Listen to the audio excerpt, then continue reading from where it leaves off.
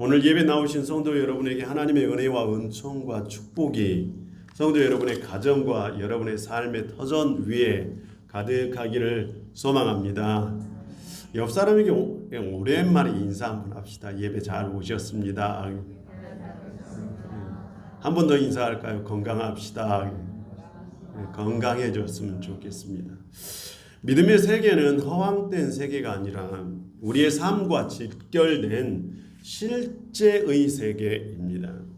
우리가 최선을 다해 살지만 때로는 답이 없어 보이고 길이 없어 보일 때가 있습니다. 그럴 때 믿음의 길을 두드릴 필요가 있는 것이죠.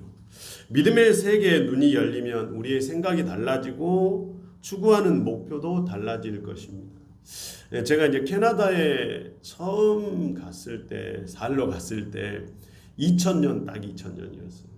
그때 캐나다에 처음 갔는데 얼마나 좋은지 하늘은 청명하고 어느 곳을 방문하든지 초록이 우거져 있고 이 초록과 도시가 절묘하게 조화가 이루어진 그리고 평온한 일상의 삶들 정말 좋았어요. 그런데 겨울에 방문하면 상황이 달라져요.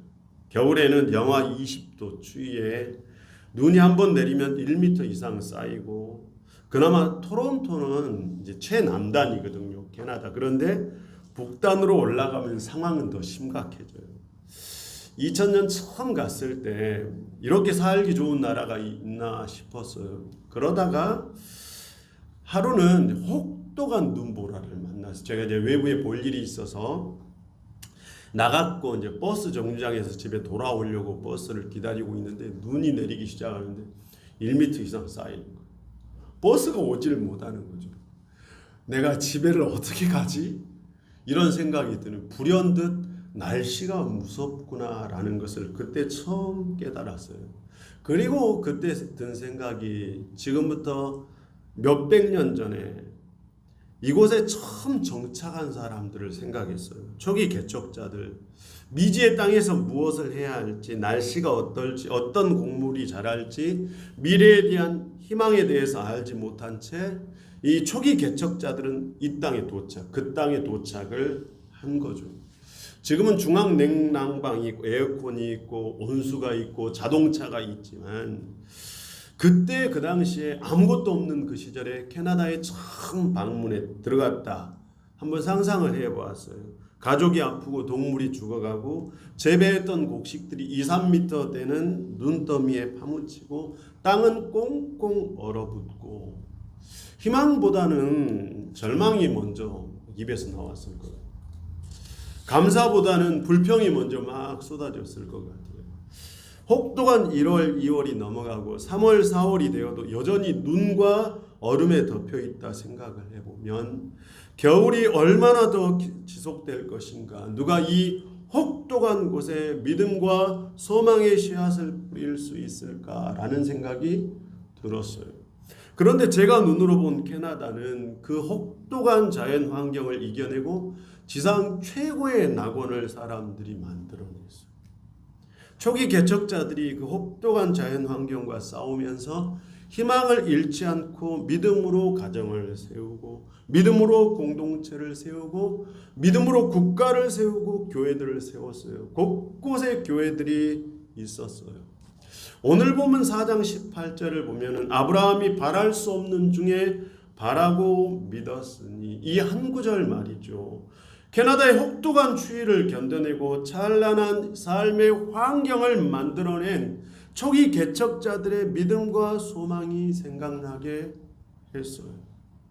저는 이 초기 개척자들의 캐나다 초기 개척자들의 믿음과 아브라함의 믿음, 이런 사람들의 믿음을 터무니없는 믿음과 소망이라고 생각을 해요.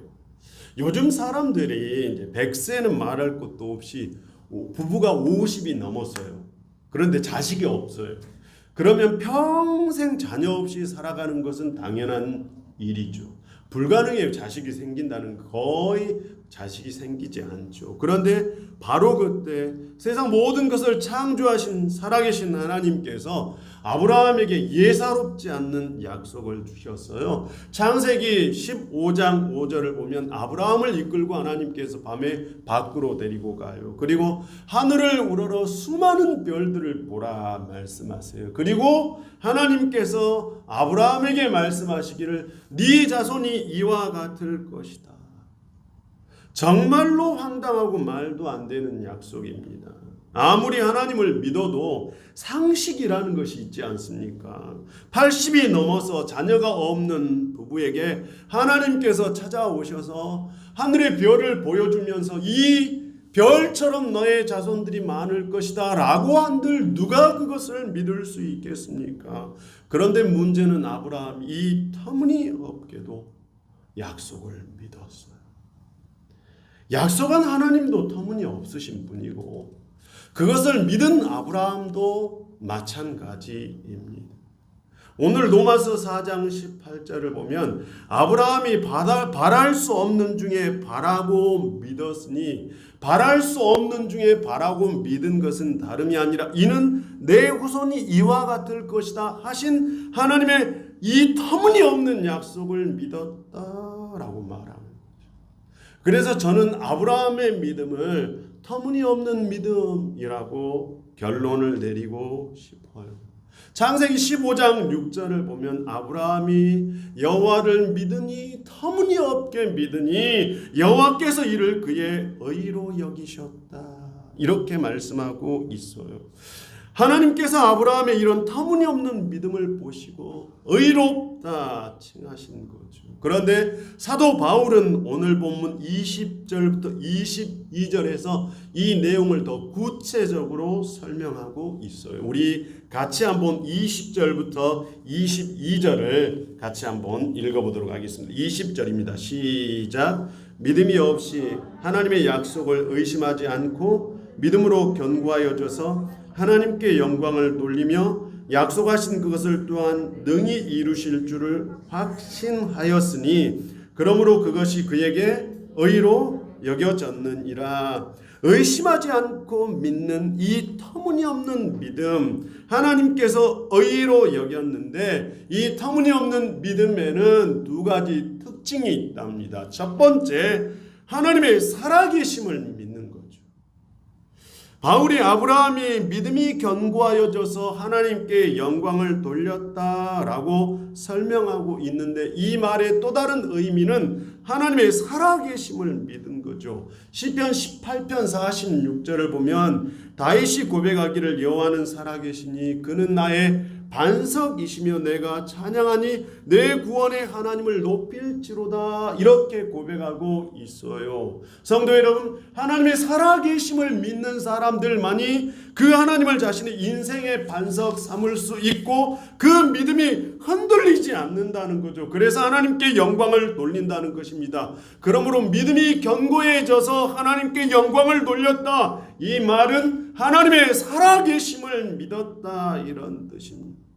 하나님의 살아계심을 믿어보시기를 소망합니다. 그러면 성도 여러분에게 터무니없는 믿음의 세계가 활짝 열리게 될 줄 믿습니다. 믿음의 세계, 어떤 믿음의 세계? 터무니없는 믿음의 세계. 이 믿음의 세계는 하나님의 살아계심을 믿는 사람들에게만 열리는 거죠. 두 번째, 아브라함이 가지고 있는 터무니없는 믿음의 세계는 일하시는 하나님을 믿은 거죠. 마가복음 9장 23절에 예수님께서 믿음이 없는 제자들을 향해서 할 수 있거든이 무슨 말이냐? 믿는 자에게는 능치 못할 일이 없느니라.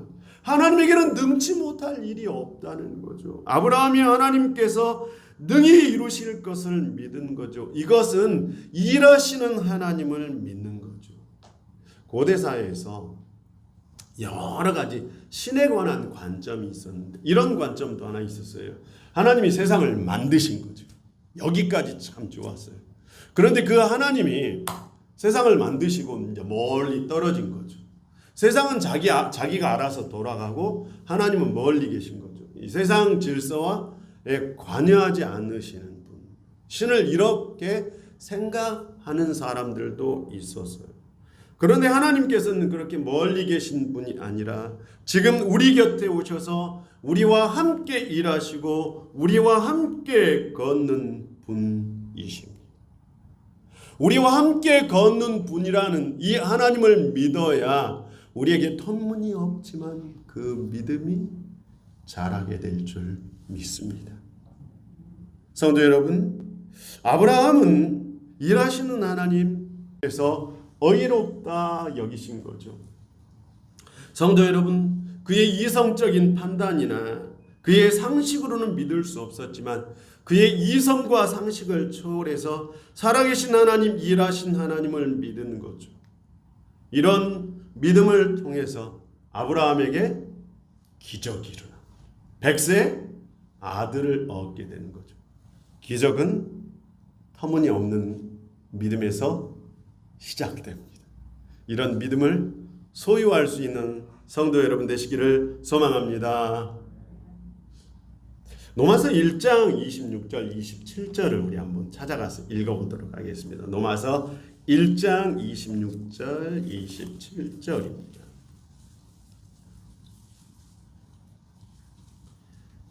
로마서 1장 26절 27절 우리 다 같이 한번 읽어보도록 하겠습니다. 시작. 이때 하나님께서 그들을 부끄러운 욕심에 내버려 두셨으니 곧 그들의 여자들도 순리대로 쓸 것을 바꾸어 영리로 쓰며 그와 같이 남자들도 순리대로 여자 쓰기를 버리고 서로 향하여 음욕이 불일듯 하며 남자가 남자와 더불어 부끄러운 일을 행하여 그들의 그릇 때문에 상당한 모흥을 그들 자신이 받았느니라. 바울이 동성애를 지적하고 있는 내용이죠.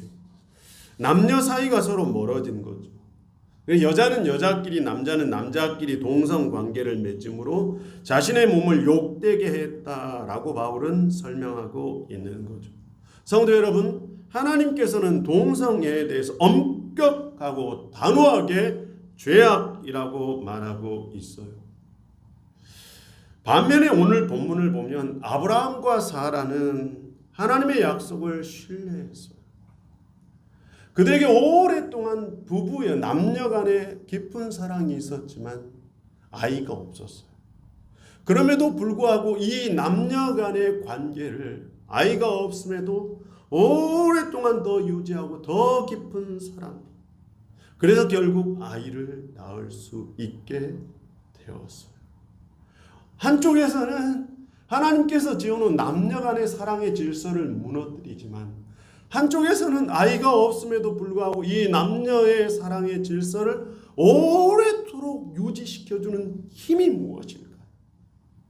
오늘 로마서 1장 21절, 22절, 23절 우리 같이 한번 읽어보도록 하겠습니다. 21절, 22절, 23절입니다. 시작. 하나님을 알되 하나님을 영화롭게도 아니하며 감사하지도 아니하고 오히려 그 생각이 허망하여지며 미련한 마음이 어두워졌나니 스스로 지혜 있다 하나 어리석게 되어 썩어지지 아니하는 하나님의 영광을 썩어질 사람과 새와 짐승과 기어다니는 동물의 모양의 우상으로 바꾸었느니라.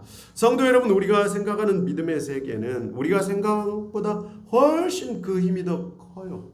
우리가 믿음을 생각할 때 어떤 기적을 일으키는 힘 정도로 생각할 가능성이 참 많아요. 그런데 로마서 1장의 불의한 사람들과 로마서 4장의 믿음의 사람 아브라함을 비교해 보면 믿음에는 엄청난 힘이 있어요. 하나님께서 인류를 창조하셨어요. 섭리하셨음에도 불구하고 인류는 하나님께 감사하지 아니하고 하나님을 믿지 아니했어요. 다시 말해서 인류는 창조주 하나님을 무시한 거죠. 하나님은 없는 분이고 죽은 분이다. 이렇게 생각했고 지금도 생각하고 있고 앞으로도 그러할 것입니다. 그러나 아브라함은 엄청 오래전의 사람임에도 불구하고 하나님의 창조자요 생명을 주시는 살아계신 하나님으로 여겼어요. 그래서 오늘 본문 17절을 보면 그가 믿은 바 하나님은 죽은 자를 살리시며 없는 것을 있는 것 같이 부르시는 이로 믿은 거죠. 인류는 하나님의 능력을 알았으면서도 그분을 하나님으로 예배하지 않았어요. 온갖 우상들을 만들어서 섬겼고 그 우상들의 힘을 믿었어요. 그러나 아브라함은 하나님의 능력을 인정했고 지금도 이 세상 속에서 일하시는 하나님, 역사하시는 하나님을 아브라함은 믿은 거죠. 인류는 하나님께 마땅히 돌려야 될 영광을 돌리지 않았지만 아브라함은 하나님께 영광을 돌린 거죠. 이 결정적인 차이는 어디에 있을까요? 믿음에 있다는 거예요. 인류가 창조의 제자리로 찾아오게 하는 힘, 인간의 본성의 아름다움을 다시 찾게 하는 힘, 믿음에 있다는 거죠. 믿음이 없이는 인간은 감사하지 않을 것이고 욕망대로 살아갈 것이에요. 노아서 1장 29절부터 31절은 인간이 믿음을 저버리면 어떻게 되는지 소개합니다. 우리 29절부터 31절까지 같이 한번 읽어보도록 하겠습니다. 시작. 곧 모든 불의, 추악, 탐욕, 악의가 가득한 자요, 시기, 살인, 분쟁, 사기, 악독이 가득한 자요, 수군수군하는 자요, 비방하는 자요, 하나님께서 미워하시는 자요, 능욕하는 자요, 교만한 자요, 자랑하는 자요, 악을 도모하는 자요, 부모를 거역하는 자요, 우매한 자요, 배약하는 자요, 무정한 자요, 무자비한 자라. 인류가 하나님에 대한 믿음을 저버리면 인류는 대혼돈의 세계로 빠져들 거죠. 얼음과 구름이 뒤바뀌고 온갖 죄악들이 세상을 지배할 것입니다. 그러므로 믿음이 어그러진 세상을 바르게 유지시켜주는 가장 큰 능력이고 유일한 능력인 줄 믿습니다. 믿는 성도들 되시기를 소망합니다. 성도 여러분, 우리가 믿음할 때 이렇게 생각할 가능성이 있다는 거죠. 제가 오늘 이제 내일 부동산 계약이 하나 있어요. 그런데 이 부동산 계약이 이 성사될 가능성이 제로예요. 제가 오늘 저녁에 열심히 기도하는 거죠. 믿습니다, 주님, 믿습니다 해서 믿었더니 내일 정말로 기적이 일어나서 이 계약이 성사가 됐어요. 우리는 믿음을 이 정도 수준의 범위 내에서 본다는 거죠. 그런데 오늘 성경은 믿음을 이 정도 범위가 아니라 이 어그러진 세상, 죄악된 세상, 본성을 잃어버린 세상을 다시 회복시켜주고 이 세상 질서를 다시 유지시켜줄 수 있는 유일한 힘이 믿음에 있다. 믿음을 가지고 있느냐, 믿음을 가지고 있지 않느냐에 따라서 세상은 완전히 다른 세상이 된다는 거죠. 하나님께서는 이 타락한 인류를 바로잡기 위해서 아브라함을 부르셨고 그에게 요구하신 것이 터무니없는 믿음이었죠. 죄악된 세상을 의로운 세상으로 바꾸시기 위해서 예수님께서 오셨고 예수님께서 교회를 세우셨고 그 교회에게 요구한 것이 터무니없는 믿음이기도 합니다. 믿음이 없이는 미쳐 날뛰는 세상이 온전해질 수 없다는 거죠. 온 세상의 생명의 질서를 다시 잡아주는 힘은 오직 우리의 믿음에 있는 줄 믿어야 합니다. 믿는 성도들 되기를 소망합니다. 그러니까 내가 가지고 있는 믿음이 엄청나구나. 내가 가지고 있는 믿음이 세상을 정의롭고 옳고 바르게 할 수 있구나. 이 어그러진 세상을 바로잡게 하는 힘이 믿음에 있구나. 그런데 우리가 이 믿음을 유지하기가 얼마나 힘드는지 우리의 믿음을 위협하는 요소들이 몇 가지가 있다고요. 첫 번째, 부정적인 우리의 현실이 우리의 믿음을 위협해요. 아브라함의 믿음을 위협하는 것은 그의 많은 나이였어요. 많은 나이 때문에 설마 나에게 아들이 생길까? 그의 부정적인 현실이 그의 믿음을 깎아먹을 수 있었어요. 가난한 삶, 병약한 몸, 빈약한 지혜 등등 우리가 믿음의 세계로 가는데 얼마든지 이것을 위협할 수 있다는 거죠. 아주 가난한 집에 셋째 아들로 태어났대요. 아버지는 막노동을 했고 어머니는 식당 일을 해가며 자식들을 키웠다고 합니다. 할머니를 포함해서 8식구가 가난한 단칸방에서 살았대요. 5남매 중 유일하게 대학에 그것도 서울대에 간 거죠. 서울대를 졸업하고 삼성에 입사했는데 가난해서 이 가난을 극복하고자 낮에는 삼성에서 일하고 밤에는 이제 대학가 주변에 PC방을 차려서 부업을 PC방을 한 거죠. 그렇게 해서 게임을 창업을 했고 우리나라 국민들이 가장 많이 쓰는 카카오톡을 이제 출시를 하죠. 대박을 친 거죠. 카카오 메신저는 세계 최초였다고 해요. 기존의 통신사들이 문자를 보내면 건당 돈을 받지 않습니까? 문자도 제한이 있고 몇 글자 이내밖에 못 보내고. 그런데 카카오톡은 무제한이죠. 그런데 문제는 수익 모델이 없는 거죠. 한 달에 이 카카오톡 서버 유지 비용이 10억이 들어갔대요. 사람이 많아지면 돈이 된다는 이 신념과 믿음 하나로 버텼다고 해요. 카카오 게임즈 이제 그다음 카카오 선물하기 이런 이제 다양한 사업 모델을 구축해서 카카오가 이제 대박을 치기 시작한 거죠. 그 다음부터 카카오 페이, 카카오 뱅크, 이제 카카오 택시까지 나온 거죠. 뿐만 아니라 카카오 TV, 이제 요즘은 카카오 보험까지 이상할 것도 없죠. 안 하는 것이 없을 정도로. 그의 제 개인 재산이 15조인데 이재용 삼성 부회장의 재산이 13조니까 우리나라의 최고의 부자가 됐다.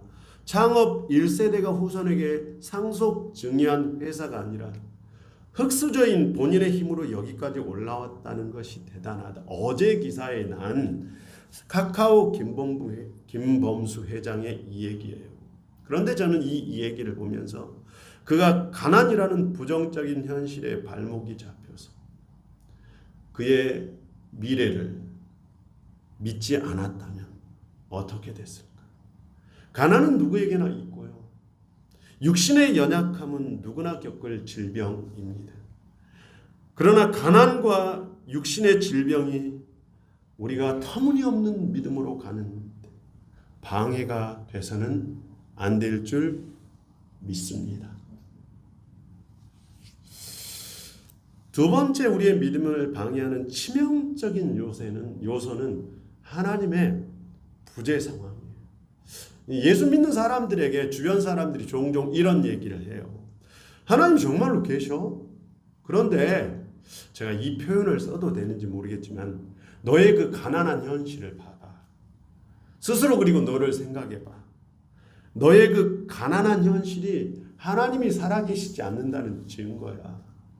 이렇게 얘기할 때가 참 많죠.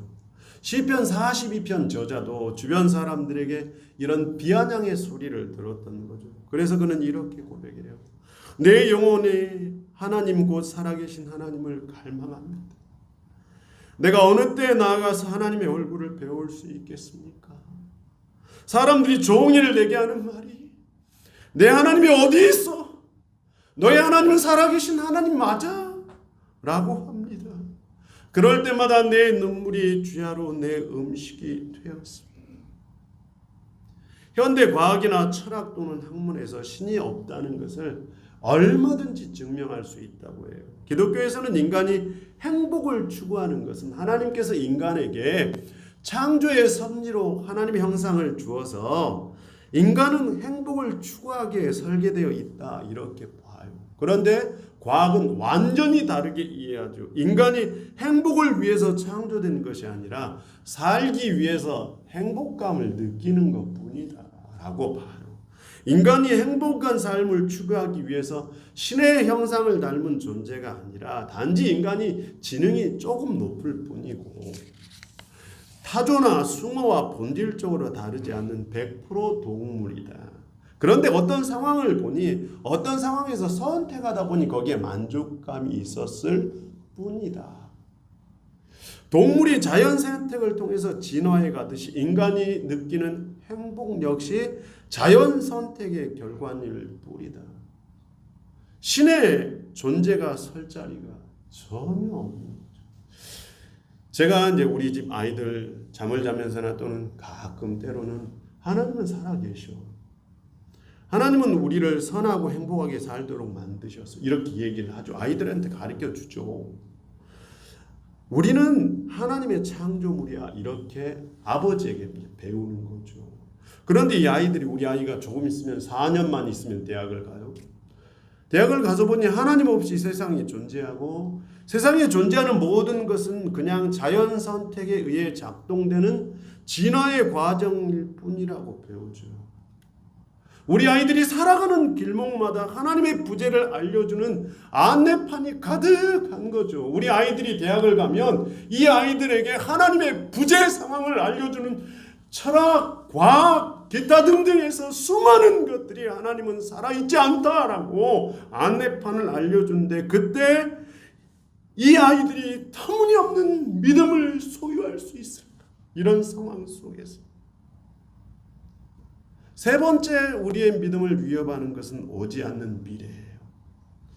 우리가 히브리서를 믿음의 책이라고 하죠. 그래서 히브리서 11장을 읽어보면 믿음으로 아벨은, 믿음으로 에녹은, 믿음으로 노아는, 믿음으로 아브라함은 믿음의 선진들의 위대한 신앙을 나열하죠. 그래서 1절은 믿음은 바라는 것들의 실상이요 보이지 않는 것들의 증거다. 이렇게 히브리서 저자가 믿음을 강조한 이유는 오지 않는 미래 때문이었어요. 초대교회의 성도들은 예수 재림에 대한 기대가 매우 높았어요. 왜냐하면 로마의 압제와 핍박이 너무 힘들었거든요. 압제와 핍박을 견디면서 주님이 다시 오시면 돼. 주님만 다시 오신다면 이것을 이겨낼 수 있어. 주님 곧 오실 거야 기대했는데 오시지 않는 거. 천사들의 나팔 소리와 함께 구름을 타고 오신다고 했는데 오시지 않는 거죠. 성도들 사이에서 믿음이 깎이기 시작했어요. 여기저기에서 배교자가 나타나기 시작한 거죠. 재림 지연으로 인해서 신앙적인 무기력감이 교회를 침몰 위기로 몰고 간 거죠. 그래서 히브리서 저자가 히브리서를 쓴 거죠. 오직 믿음만이 하나님을 기쁘시게 할 수 있습니다. 믿음은 인내의 과정입니다. 하나님의 영원한 구원의 약속에 참여하는데 믿음이 필요한데 그 믿음에 필요한 것은 인내입니다. 히브리서 6장 11절부터 12절에 우리가 간절히 원하는 것은 너희 각 사람이 동일한 부지런함을 나타내어 끝까지 소망의 풍성함에 이르러 게으르지 아니하고 믿음과 오래 참음으로 말미암아 약속들을 기업으로 받은 자들을 본받은 자가 되게 하려 함이라. 약속들을 기업으로 받은 사람들은 오지 않는 미래를 붙잡고 믿음으로 견디어냈다는 거죠. 그 대표적인 사람이 바로 아브라함이죠.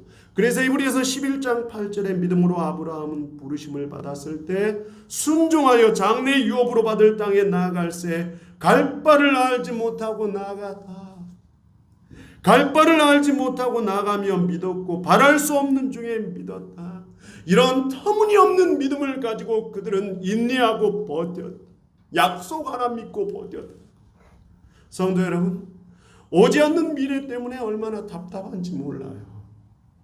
아무리 기다려도 이루어지지 않는 꿈 때문에 얼마나 힘든지 몰라요. 그런데 아브라함은 그런 상황에서도 터무니없는 믿음을 유지했다는 것. 부정적인 현실, 하나님의 부재 상황, 오지 않는 미래, 이런 것들이 우리의 믿음을 위협할지라도 우리는 결코 믿음을 저버려서는 안 됩니다. 우리의 믿음이 이 죄악된 세상을 바꿀 수 있는 유일한 힘이기 때문입니다. 이런 믿음을 가질 수 있는 성도들 되시기를 축복합니다. 믿음은 우리의 삶에 크고 작은 기적을 일으킬 뿐만 아니라 이 거대한 세상을 완전히 새로 바꿀 수 있는 힘이에요. 근데 그 힘을 제가 가지고 있는 거죠. 우리가 가지고 있는 거죠. 혹시 메타버스라는 얘기를 들어보셨어요? 우리가 타는 버스가 아니라, 이 메타란 말은 초월적이라는 뜻이죠. 버스는 유니버스예요. 그러니까 초월적인 유니버스, 우주죠. 초월적인 우주, 이런 뜻인데, 이것은 이런 뜻이라기보다는 실제로는 가상 공간을 의미해요. 미국에 있는 유명한 랩 가수가 코로나 때문에 한마디로 공연을 못하는 거죠.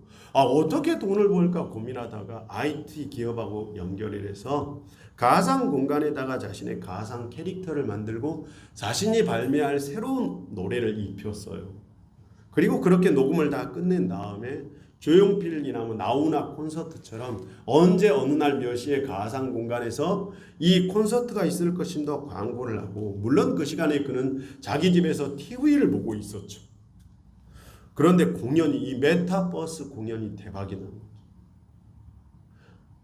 정말 많은 가상 인물들이 청중으로 몰려들여서 무려 80억의 수익을 올린 거죠.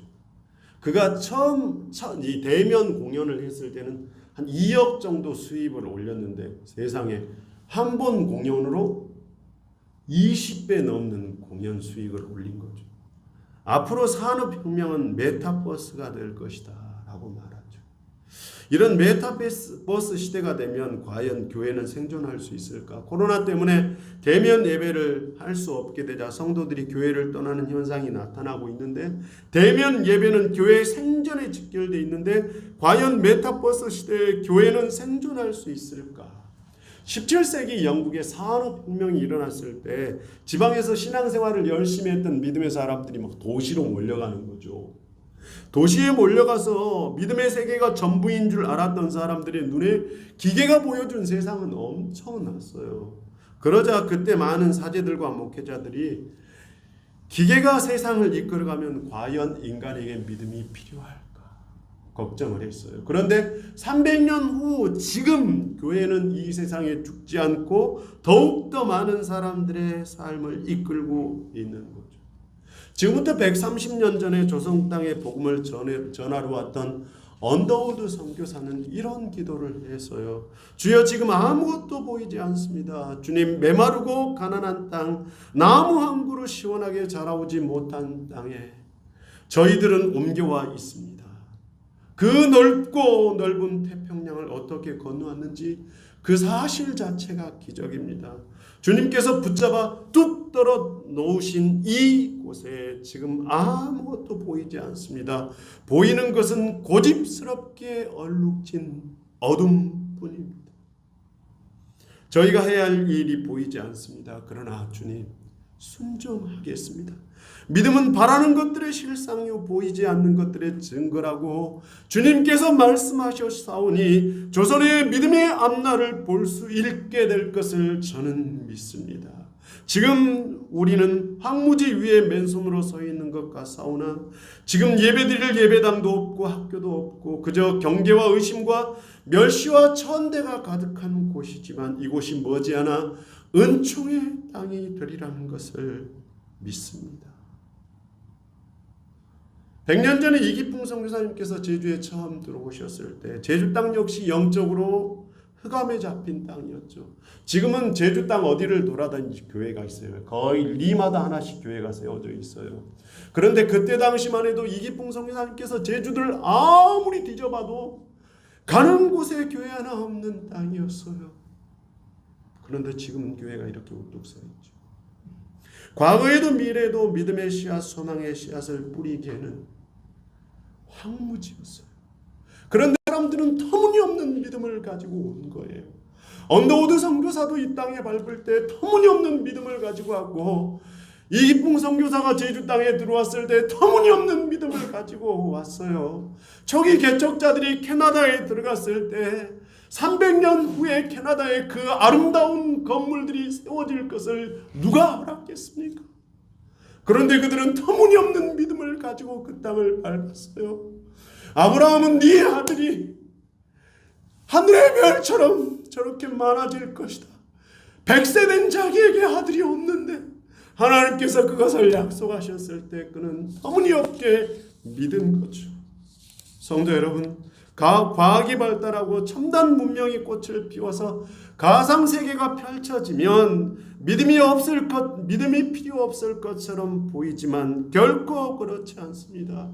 인간을 가장 인간답게 할 유일한 힘은, 지구를 지구답게 할 가장 유일한 힘은 믿음에 있어요. 짙은 흑암 속에서 우리에게 소망을 피워내게 하는 힘도 믿음에 있습니다. 하나님의 살아계심을 믿고 하나님께서 지금도 일하시는 것을 믿는 사람을 통해서 세상은 올바른 방향을 향해 가게 될 줄 믿습니다. 하나님은 이런 믿음의 사람을 지금 원하고 있는 거예요. 우리 오늘 본문 마지막 25절을 다 같이 4장 25절 같이 한번 읽어보도록 하겠습니다. 4장 25절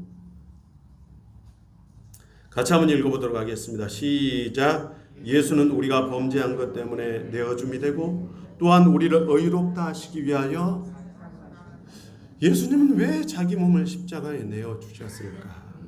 이사야 53장 11절을 보면 많은 사람들을 의롭게 하려고 그들이 받을 형벌을 대신 받으려고 예수님은 그러면 십자가만이 죄악된 세상을 의롭게 할 것이라는 것을 믿은 거예요. 갈보리 위에 세워진 십자가 하나가 죄악된 세상을 완전히 통째로 바꿀 것을 예수님이 터무니없게도 믿은 거예요. 그러므로 25절은 예수님의 터무니없는 믿음을 얘기해요. 성도 여러분, 우리 모두 5장 18절 같이 한번 가보도록 하겠습니다. 5장 18절입니다. 로마서 5장 18절 우리 다 같이 한번 읽어보도록 하겠습니다. 시작.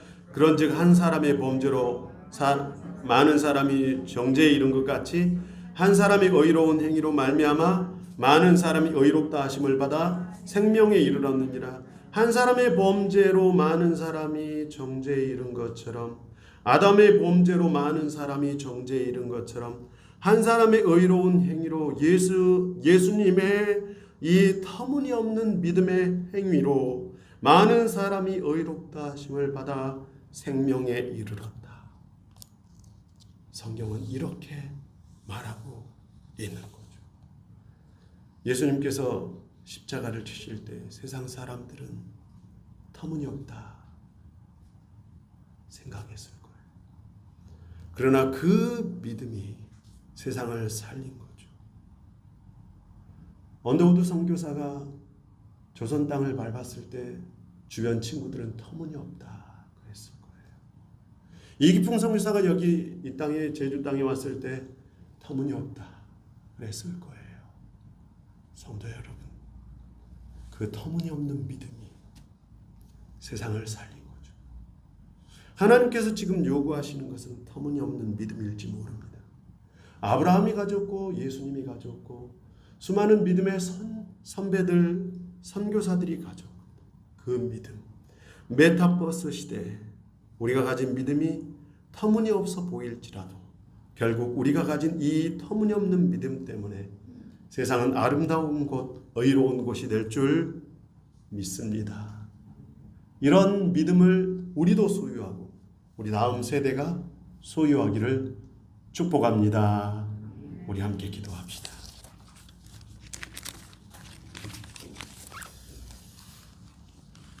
하나님께서 지금 우리에게 요구하시는 것이 무엇일까요?